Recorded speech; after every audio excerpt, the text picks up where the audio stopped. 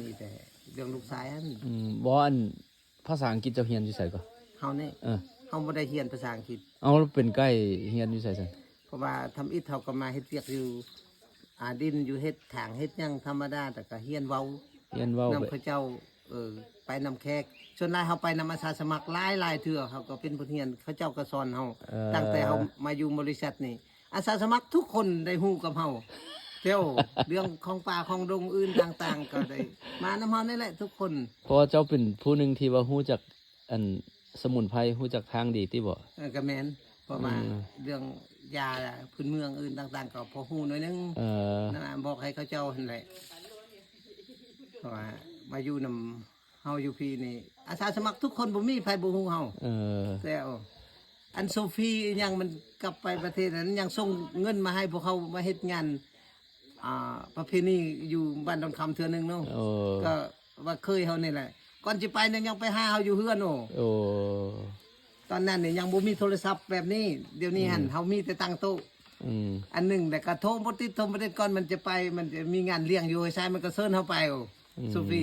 คนฝรั่งน่ะทุกๆคนก็คุณหน้าคุณตาติดหน้าติดตากับกันอยู่นี่ฮักแพงเจ้าเนาะโอ้แสดงภาษาอังกฤษเจ้าก็เรียนจากอันนั้นแม่นบ่แม่นก็ฟังเอาซื่อๆเพราะว่าศัพท์ในภาษาอังกฤษศัพท์อยู่ตัวเมืองนี่ก็บ่ค่อยจะได้แล้วเพราะว่าศัพท์อยู่ป่านี่สบายเลยบ่เว้าได้ทุกอันเจ้าเป็นอันเจ้าเป็นไกด์นำแล้วเรือเป็นอันเป็นผู้ช่วยเฮาเป็นไกด์นำเป็นไกด์นำว่ะเฮาเฮ็ดจังได๋แนะนำแขกทำอิฐมานี่เฮาแนะนำจังได๋ก็ทำอิฐเฮาก็แนะนำตัวเองชื่อของตัวเองเป็นไกด์อีกอย่างนึงก็เว้าความแจ้งว่าเฮาบ่ได้เรียนภาษาอังกฤษเฮาเป็นคนเพราะว่าเรียนนำแขกซื่อๆเขาจะเว้าบางทีก็บ่ชัดเจนพระเจ้าคอยฟังคอยเอาหลังจากนั้นก็ฮอดบ่อธิบายไซสลิงเนี่ยอย่างแจ้งที่1เฮาก็เล่นกันเซฟตี้เรื่องเบรกเรื่องเฮาคอนเนคนะเพราะว่าภาษาลาวว่าได้คอนเนคเนี่ยเฮาก็บ่ฮู้นะแค่คอนเนคอันต่อต่อกันนั่นน่ะเพราะว่ามันอาจจะหรือว่าจะลองเว้าเป็นภาษา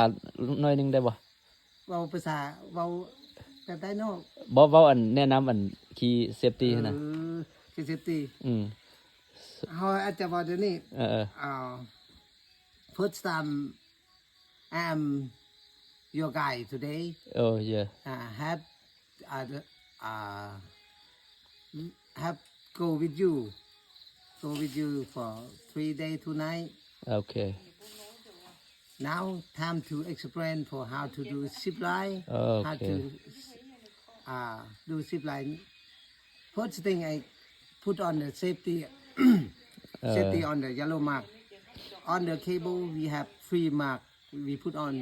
like yellow or green and red mean at the end we don't have go from the red one if you get from the red one you backward if you do from there อาจจะว่าเดี๋ยวนี้อันนี้เป็นการแนะนำเขาเจ้าเนาะแล้วหลังจากจบทัวร์3 มื้อแล้วเขาครอบลากันเด้อเลยเฮาครอบลาแบบว่าเฮาได้อยู่นำกัน3 มื้อ2 มื้อ3 มื้อ2 คืนก็ได้จบลงไปแล้วขอให้เจ้าไปสบายเพราะว่าแต่ว่าเขาเว้าเป็นภาษาติบางอันก็เว้าเป็นภาษาบ่แม่นบางอันทุกอันก็ได้เว้าเป็นภาษาได้ไปนำเขาเจ้าเพราะว่าเขาลาเขาเจ้าเพราะว่าเขาเจ้าก็ขอบอกขอบใจเขาก็ขอบอกขอบใจนำเขาเจ้าเลยก็สบายเหมือนกันบางทีก็ลาอยู่นี่บางทีก็ลาอยู่โดมปกติอันนี้ก็มักออกเนาะก็บางครั้งก็ฮอดไปลาอยู่เฮือนพุ่นแหละรถมาจอดเจ้าไปลงจอดอยู่เฮือนแล้วก็ลงแล้วก็ค่อยเฮือนแล้วก็เขาเจ้าบางทีเขาก็ลงเข้าไปในเฮือนแบบนั้นก็เขาแวะติแวะมาเบิ่งในเฮือนในห้องยังก็มีเป็นนั้นเพราะว่าทั้งพี่ This is my house เห็นบ่แม่นแม่นบ่จนอาสาสมัครสู้ๆนะว่าจะมาอยู่นำเฮือนเฮาเนี่ยเจ้ามีความรู้สึกดีใจหลายอันนึงมีหยังที่ดีใจที่สุดที่ว่าเฮ็ดเวียกมานี่ เฮาดีใจที่สุดในแนวคิดเฮาตั้งแต่ทำอิฐเขาเป็นคนผู้ด้อยลงมาเฮาก็บ่คิดว่าเฮาจะฮู้ภาษาอังกฤษแล้วว่าเข้าใจประเทศที่เขาเจ้าเคยมาบอกว่าสภาพการบ้านเมืองของเขาเจ้าแต่เฮาบ่นึกบ่ฝันว่าตัวเองจะเว้าภาษาอังกฤษได้ตั้งแต่เฮาเกิดมาเฮาก็บ่ได้เคยเรียนหนังสืออ่านบ่ได้แต่เว้าได้เนาะ อ่าน บ่ได้เขียนบ่ได้แต่เว้าได้สุดยอดละจื้อเอาคำว่าเขาเจ้าเขาล่มเรื่องอยู่บ้านอยู่เมืองเขาเจ้าเจริญก้าวหน้าแนวใดเว้าฮอดรัฐบาลเวียกงานการคุ้มครองเฮาก็เข้าใจแต่บางอันเฮาก็เว้าบ่ได้บางอันเฮาก็เว้าได้เว้าได้เฮาก็อธิบายคือกันนำเขาเจ้าโอ้โหเขาดีใจที่สุดที่ได้มาเฮ็ดเวียกอยู่บริษัทนี้เพราะว่าก็ผ่อนคลายการเฮ็ดเวียกหนักให้เฮาเพราะว่าก็ช่วยเหลือได้หลายด้านภายในครอบครัวถ้าเฮาอยู่บ่เฮ็ดเวียกอยู่พี่บ่หาเวียกอันอื่นก็ส่วนหลายก็หนักแต่อีกอย่างหนึ่งก็คือสิบ่พอสำนี้เฮาก็บ่มีหยังอยู่แต่ครับพอคุมเลี้ยงลูกเขา5คนจนลูกชาย2คนจบม.7 ทั้ง2คนแล้วส่งลูกจนจบมัธยมเนาะแล้วก็ยังอีก3คนผู้หนึงอันม.4 ปีนี้อันยัง2คนอย่างน้อยเราก็คิดว่าจะหัวหน้าก็จักปีแล้วก็เจ้าอยู่นี่เฮาอยู่10ปลายปี10กว่าปีแล้วเฮาอยู่ตั้งแต่ปี2019มาเฮ็ดเวียกนี่2019แล้ว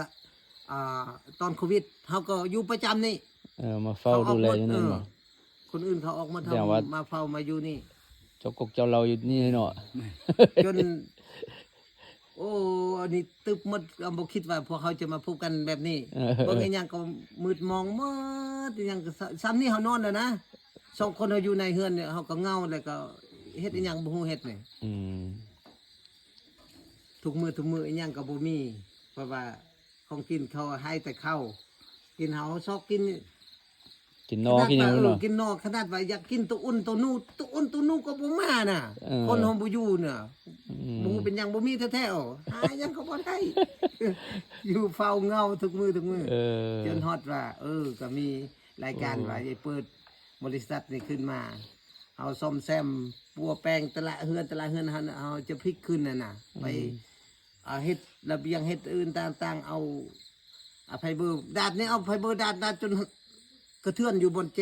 ระเบียงนี่น่ะใส่อยู่นี่จนออกเลือดน่ะจะแค้นบอกเข้าตาหัวหน้าก็อยู่